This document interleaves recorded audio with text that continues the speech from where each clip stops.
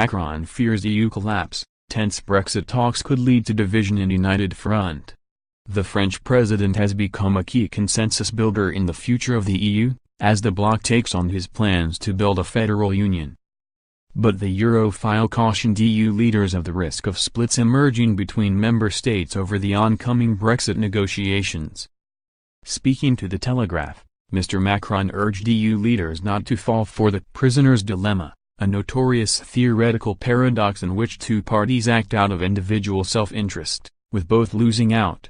He added the same unified EU approach to getting a deal in the first phase of talks would be carried into the second phase as the EU seeks to agree a common mandate on UK-EU future relationship. He said, "I think this is the right method as it avoids divisions and once again allows us to preserve the collective interest. Each of us can have our own interests. That's what the prisoner's dilemma is all about. Everyone can have an interest in negotiating on their own, and think they can negotiate better than their neighbor. If we do that, it is probable that collectively we will create a situation which is unfavorable to the European Union and thus to each one of us." The under-fire centrist's remarks came despite France aggressively prosecuting its own Brexit agenda to erode UK dominance in financial services. Earlier this week, France launched a brazen bid to poach business from Britain's £8 trillion asset management industry after Brexit.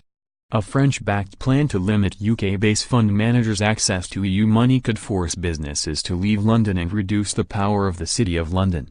EU heads of state allowed EU chief Brexit negotiator Michel Barnier to mow into Phase 2 last month after securing a strong enough commitment from Prime Minister Theresa May on the financial terms of the divorce, the rights of European citizens residing in the UK and the Irish border.